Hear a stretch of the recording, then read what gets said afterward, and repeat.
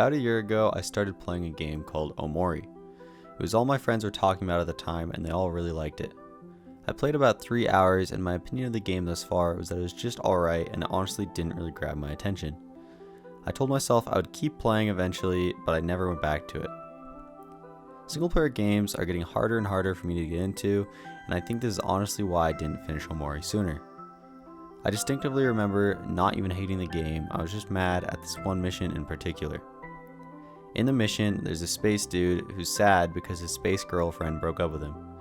Your party takes it upon themselves to try to make him feel better. His goons tell you that whenever he's sad, he listens to this mixtape, but it seems to be missing. You and your friends are now tasked with going out to find it. When you finally do, you find out that it's both his and his ex-girlfriend's mixtape, and that the mixtape is now completely useless as it would only make him more sad. At this point, I was losing interest in the game as most of it so far was just prologue and now a mission that ended up being completely useless. I stopped playing. Fast forward to the present day, I finished Omori, the most overrated game of 2021, and honestly, it was so much better than I could have ever imagined. In Omori, you fight alongside your 3 other friends, Hiro, Kel, and Aubrey. Hiro is the peacekeeper of the group, as well as the oldest at 15. He watches after everyone and is always the one to defuse fights and keep the group together as a unit. He's known for being charming and is naturally good at whatever he does. Secondly, there's Kel. Kel is Hiro's younger brother at age 12. He's kind of a little shit who's known for being energetic, competitive, and loud. He always starts little fights with the third member Aubrey, but you can tell he genuinely cares and appreciates all his friends. The third member is the aforementioned Aubrey. Aubrey is the same age as Kel and Omori at age 12. She's overall very cheerful, but also very anxious. She seems to always be the most affected when something goes wrong, and can be worried quite easily. Lastly, we have the main character, Omori. Omori never talks during the game, which is pretty indicative of his actual personality. Omori is a bit of a recluse and seems to like to stick to himself, needing others to bring him out of his bubble. Their friend Basil compares him to a tulip, calling him plain, simple, and bulbous. You get to learn a whole lot more about Omori and the others the farther you get into the game, with the plot orienting a lot around character development. Outside of the party, there are 2 other prominent characters, Mari and Basil. Mari is Omori's older sister and similar to Hiro is seen as the caretaker. She's always sitting on a picnic blanket where the party can heal and save. Basil is very shy and socially anxious, but loves growing plants and taking pictures. Basil seems to care a lot about the group and even assigned everyone their own flower type representing everyone's personalities. Basil's the type of person to put everyone else's needs in front of their own to a worrying degree. Most of the story seems to revolve around Basil, as the main objective is to find him when he goes missing. Getting to know all these characters, seeing who they become, and seeing how they cope with life is a huge part of the game. I honestly found myself getting emotional just seeing all the characters grow and be vulnerable with one another. I think the main theme of the game is growth, and it's displayed in such a large variety of different ways throughout the game that I feel like I'm legitimately a more empathetic and understanding person, as well as just having more respect for human life having played the game. Which sounds all weird and cryptic, but the whole game is weird and cryptic, so get used to it. Omori's gameplay is pretty straightforward, using basic RPG elements like skills, mana, and items, but has an interesting quirk in the form of emotions. During a fight, your crew can be affected by different emotions. These emotions can be applied in a multitude of ways, such as using an item, skill, or caused by an enemy attack. The 3 basic emotions are sad, angry, and happy, as well as neutral being the default. These emotions all have separate effects and interact differently with enemies that also have an emotion applied. For example, sadness is strong against happiness, but is weak against anger. It's similar to the types in Pokemon, although emotions have different stats as well. For example, being angry increases your attack but decreases your defense.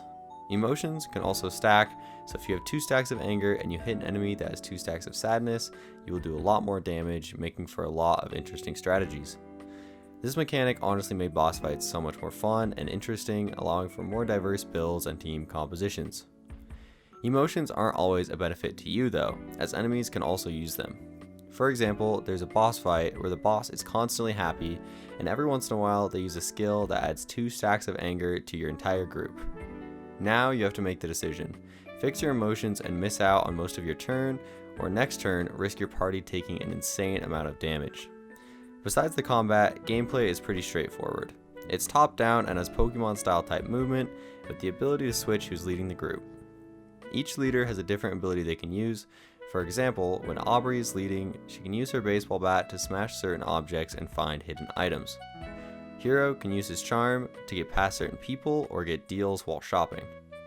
Kel can throw rocks at faraway objects, and Omori can pick up keys that are found throughout the game, which are used to further the plot. Omori also has 3 fears: fear of heights, fear of spiders, and fear of drowning. These fears restrict him and the party from going into certain areas until he gets over them.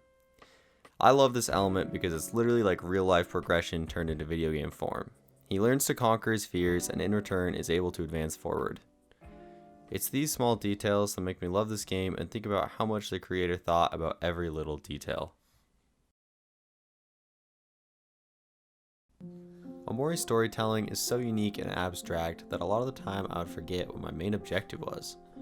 Obviously you're trying to find Basil, but a psychological horror game's main objective probably isn't going to be just find Basil. And the game knows that you know that.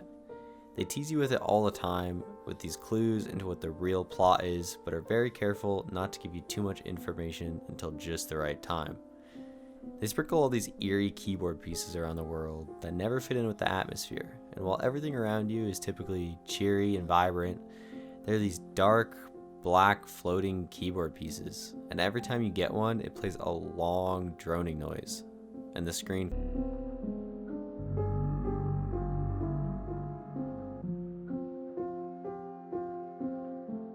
cuts to black. It shows you your new letter, and the pieces are then added into a game of Hangman. From there, you have to try and figure out what it's spelling out. There are so many moving parts to the story, and you're ever so slowly and methodically given little pieces of the puzzle, and it feels like you're solving 2 very different plots the entire game. They give you just enough info to keep you guessing and making new theories constantly. Whether it's about what this big payoff is, or what happened to Basil, or what these keys mean, or even where you are, it constantly feels like there's something very wrong, but you're never allowed to see it. There are so many unanswered questions, and working towards advancing the plot and unveiling all these mysteries, to me, was by far the best part of this game. The music in this game is super fucking good. In fact, the main reason I originally played the game is because of a song in the original trailer for the game called My Time. The trailer and the song go so well together, and if my video doesn't convince you to play Omori, then go and watch the original trailer for the game. It's a masterpiece in and of itself. Besides that, all the boss fight songs are amazing, with my personal highlights being Expanded Pluto theme,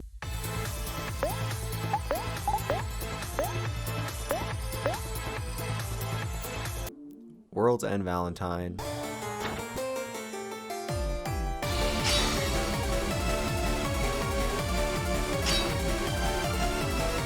and Underwater Prom Queen.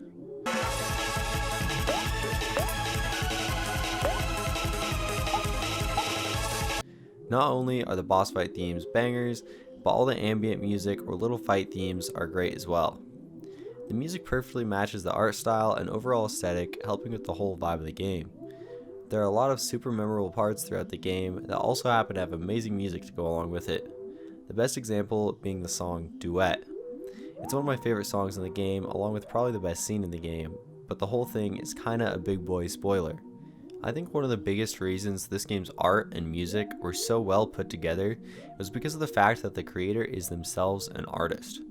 This game is probably their magnum opus, and they want everything to be perfect. They know where they need to put all these songs to have the most impact and dramatize the events even further, in turn making everything in this game extremely well thought out and memorable. In conclusion, I think everyone should play Omori.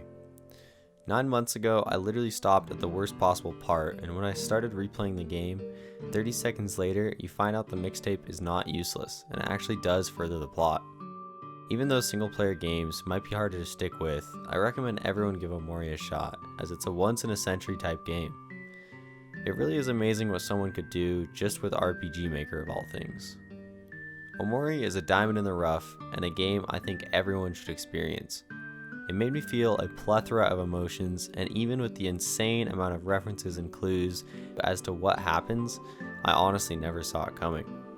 The last 3 hours of the game make nothing else matter. I couldn't look away even for a second, and my mind was racing. I'm blown away that they managed to make a game with a great story, good combat, a great art style and aesthetic, super well made soundtrack, an unpredictable plot, and is also somehow super relatable and nostalgic while also being bizarre and terrifying. I think this game deserves to be Indie Game of the Decade and an easy 10 out of 10. Thank you for watching. Go play Omori. Peace.